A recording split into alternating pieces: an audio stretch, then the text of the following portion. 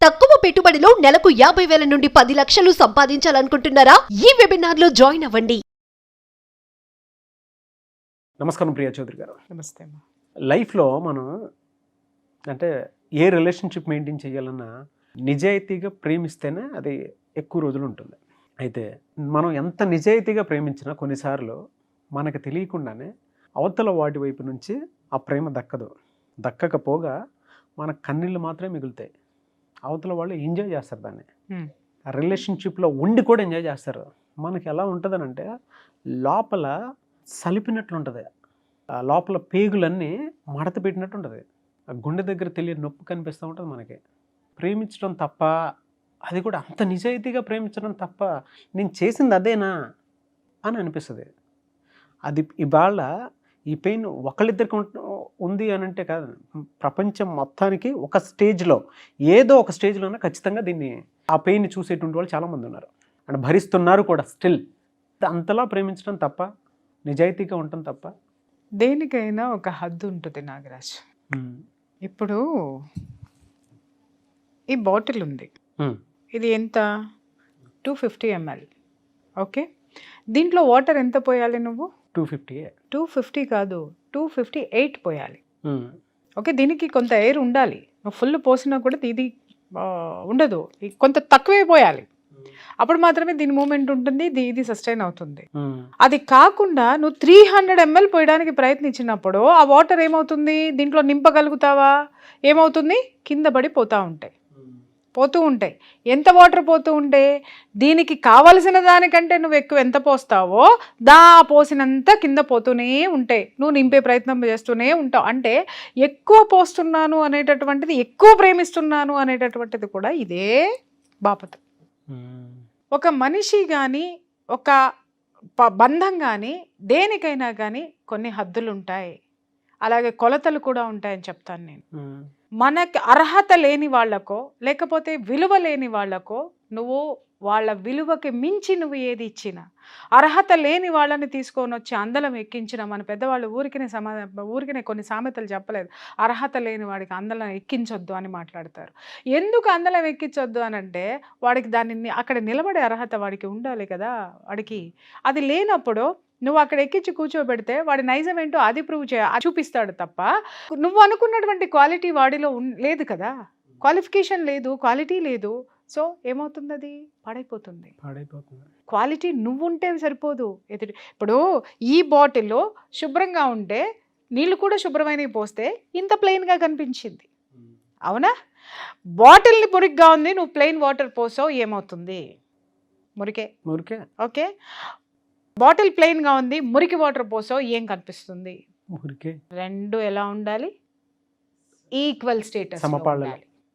Equal status. Okay, అలా నీలో కూడా ప్యూరిటీ ఉంటేనే, నువ్వు ఎవరికైతే ప్రేమని ఇస్తున్నావో వాళ్ళలో కూడా నీలో ఉన్నటువంటి ప్యూరిటీ ఉంటేనే ఇచ్చిపుచ్చుకోవడంలో ఆనందం, ఆ ప్రేమ యొక్క విలువ ఉంటుంది. అది మనం గమనించాం. మనం ఎంతసేపు మన తరపు నుంచే మనం ఆలోచిస్తాం. ఇక్కడ చాలామంది గుర్తించాల్సింది, గమనించాల్సింది నేను చెప్తాను ఏంటంటే, నేను నిజాయితీగా ఉండాలి, నేను చాలా బాగా ప్రేమించాలి, నేను బాగా చూసుకోవాలి, నేను అద్భుతంగా ఉండాలి, ఈ ప్రపంచంలో ఏ పెళ్ళా ఉండనంత నిజాయితీగా ప్రియా చౌదరి ఉండాలి, ఈ ప్రపంచంలో ఏ బాసు ఉండనంత నిజాయితీగా నాగరాజు ఉండాలి అనేసి మనం ఎఫర్ట్స్ పెట్టి మనం ఎదుటి వాళ్ళకి ఇవ్వడం మొదలు పెడితే, అవతల వాడికి స్వీకరించే వాడికి కూడా ఉండాలి కదరా అయ్యా. అలాంటిది నీలో ఉంటే సరిపోదు, స్వీకరించేవాడికి కూడా ఆ ఉద్దేశం ఉండి అది తీసుకోవాలనే క్రేవింగ్ ఉంటే నేను ఇచ్చేది వాడు స్వీకరిస్తాడు. వాడు పూర్తిగా కడుపు నిండేసిన వాడు, కడుపు నిండిపోయి ఉంటేనో, లేకపోతే వాడి చూపులు పక్క చూపులైతేనో, లేకపోతే నువ్వు అనుకున్నట్టుగా నీ ఎంప్లాయీస్ అందరికీ కూడా ఇంకా దీనికి మించి ఒక మంచి సంస్థలోకి వెళ్ళాలని అనుకుంటేనో, లేకపోతే ఇంకేదైనా పని చేసేటటువంటి దృక్పథం లేకపోతేనో, ఇంకేదైనా అయితేనో, నువ్వు సమర్థవంతంగా ఎంత నడపాలనుకున్నా ఆ సంస్థ నడవదు. నేను అర్హత లేని వాళ్ళకి ఎంత ప్రేమనివ్వాలనుకున్నా అది బూడిదలో పోసినటువంటి పన్నీర్ అవుతుంది. ఎగ్జాక్ట్లీ. మనం ఎంతసేపు మనం నిజాయితీగా ఉండాలనుకుంటాం, ఒక్కసారి వాళ్ళకేసి చూడు, వాళ్ళు నిజాయితీగా ఉన్నారా? అమ్మో, అది లేకే మనల్ని గ్రాంటెడ్గా తీసేసుకుంటారు. ఇక్కడ ఇంకొకటి చెప్తున్నాను నాగరాజు. ఫస్ట్ ఒక రిజెక్షన్ మొదలైనప్పుడు, లేకపోతే నువ్వు ప్రేమించేటటువంటి వాళ్ళల్లో నీ పట్ల చులకన భావమో, లేకపోతే నీ పట్ల వాళ్ళకి డెడికేషన్ అంకిత భావం లేకపోవడమో, నీ పట్ల మర్యాద లేకపోవడమో, గౌరవం లేకపోవడమో, లేకపోతే నువ్వు టేక్ ఇట్ గ్రాంటెడ్ అన్నట్టుగా వాళ్ళు ప్రవర్తిస్తూ నీ ప్రేమను అడ్డం పెట్టుకొని వాళ్ళ జీవితం వాళ్ళు బతికేస్తూ ఉంటారు. నీ ప్రేమ ఇక్కడ ప్రవాహంలాగా ప్రవహిస్తూనే ఉంటుంది వాళ్ళకి. కానీ ఆ ప్రవాహంలో దాహం తీర్చుకోరు. దాహం ఇంకొక చోట గోల్డ్ స్పాటో థమ్సప్పో లేకపోతే ఇంకొకటో కొనుక్కొని తాగుతూ ఉంటారు. నువ్వేవో స్వచ్ఛమైనటువంటి వాటర్ని ఆ విధంగా ప్రవహింపజేస్తూ ఉంటే దాన్ని ముట్టుకోరు. అటువంటప్పుడు వీటిల్లో ఏ ఒక్కటి నువ్వు గమనించినా నువ్వు ఆలోచించాల్సింది ఏంటి అనంటే, you should stop your flowing. నీ ప్రేమ ప్రవాహాన్ని ఆపే వన్స్. ఆపి చూడు. ఎందుకంటే నీ ప్రేమలో నిజాయితీ ఉంది, తీసుకునే వాడిలో నిజాయితీ లేదు. ఇమ్మీడియట్గా ఏం చేస్తావంటే, నీలో నిజాయితీ ఉంది కాబట్టి నువ్వు ఆపేసి చూడు. నీ ప్రేమ నీ దగ్గరే ఉంటుంది, నీ గౌరవం నీ దగ్గరే ఉంటుంది, నీ యొక్క ఆ ఆత్మ సంతృప్తి, ఆత్మకి సంబంధించినటువంటి ఆ యొక్క బాండింగ్ ఏదైతే ఉంటుందో అది నీతోనే ఉంటుంది. అటు పక్క ఆపేసిన తర్వాత వాడిలో మొదలవుద్ది చూడు నాగరాజు. సడన్గా ఒక్కసారి నిజమైనటువంటి ప్రేమ ఆగిపోయింది అనుకుందాం, అలజడి మొదలవుద్ది. మామూలుగా కాదు అసలు చూడు, ఇలా నువ్వు వెనక్కి తిరిగి చూడు, అప్పుడు నీ వెంట పట్టం మొదలు పెడతారు. అప్పుడు మొదలు పెడతా ఉంటారన్నమాట. అయ్యో నువ్వు చాలా అపార్థం చేసుకున్నావు, నువ్వు ఏదైనా నేను అలా అనాలని అనుకోలేదు, నేను అది కాదు, ఎన్నో ఎక్స్ప్లెనేషన్లు ఇస్తారు. విషయం ఏంటంటే, వీడు ఎన్నోసార్లు వాళ్ళకి నచ్చ చెప్పడానికి, వాళ్ళు వీడిని నమ్మేటట్టు చేయడానికి వీడు ఎన్ని ప్రయత్నాలు చేసినా కూడా ఒక్కసారి కూడా కన్సిడర్ చేయరు. ఇంకొకటి ఏంటి అనంటే, వాళ్ళు ఒకవేళ వాళ్ళు బెటర్ లైఫ్ వాళ్ళకి కనిపించింది అనుకుందాం నాగరాజు, యువతల నుంచి వాళ్ళు వీడికి హ్యాండ్ ఇస్తున్నామనో దీన్ని వదిలేస్తున్నామనో ఇది అక్కర్లేదని మాత్రం చెప్పరు. వీళ్ళల్లో ఉన్నటువంటి వీళ్ళు చెయ్యలేనటువంటిది, వీళ్ళు అందుకోలేనటువంటి దాన్ని ఎత్తి చూపిస్తారు.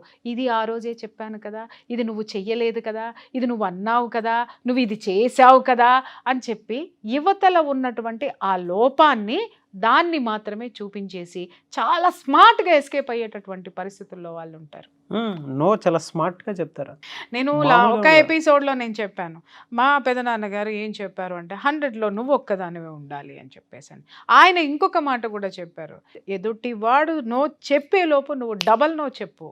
అదిరిపోయింది. డబల్ నో చెప్పు, శక్తి నీకు పెరుగుతుంది, నీ ఎనర్జీ నీకుంటుంది, నీ తరీకా ఏంటో నీకు తెలుస్తుంది. వాడిని పట్టించుకోవటం మానే, గీత దాటనివ్వకు అని.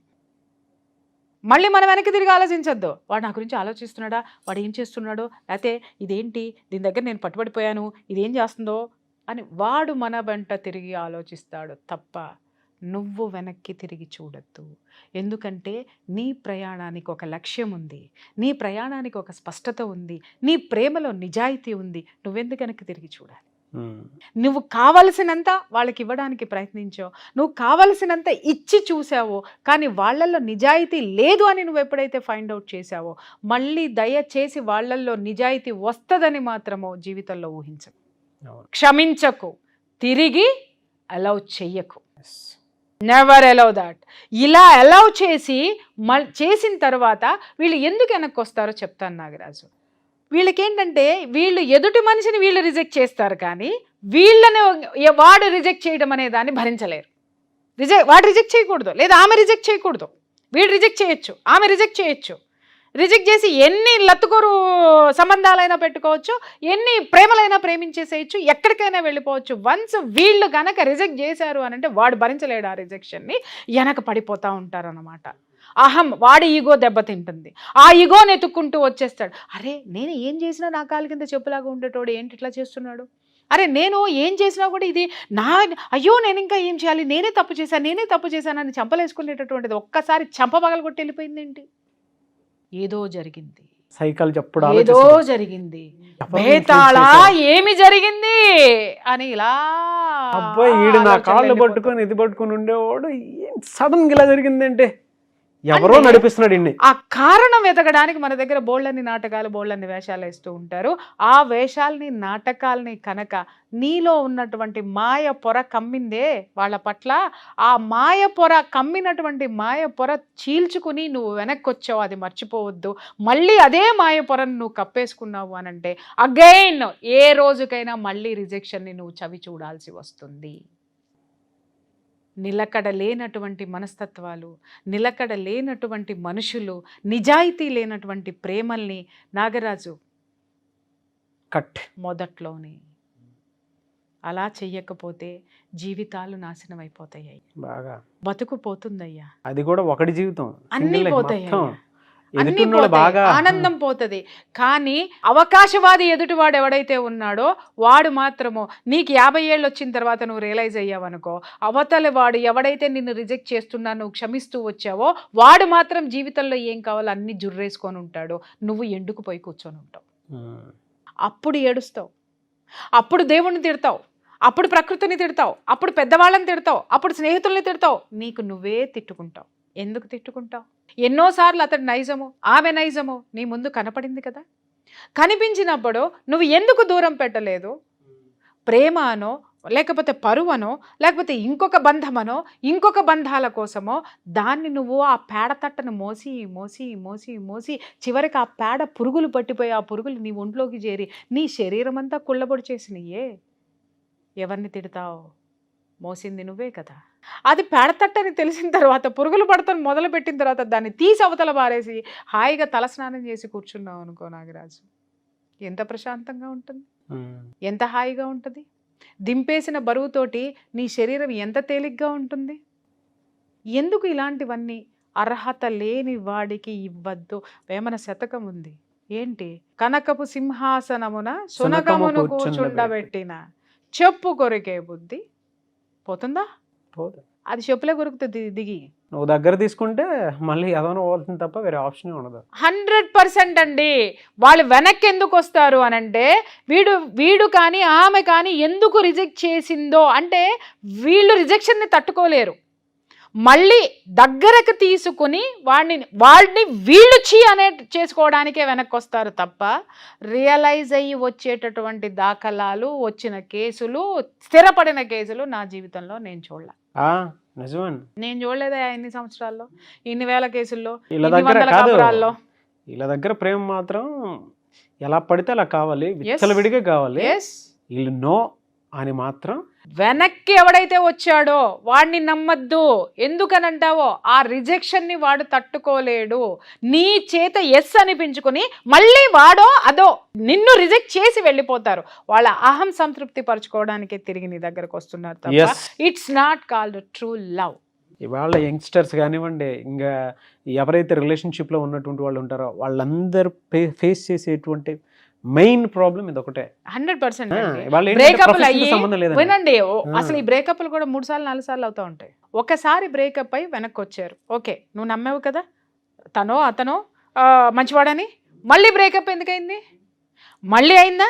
మళ్ళీ నమ్మావా? మళ్ళీ వీళ్ళో వాళ్ళ బతులాడుకుని మళ్ళీ వచ్చారా? మళ్ళీ బ్రేకప్ అయిందా? అంటే అర్థం ఏంటి?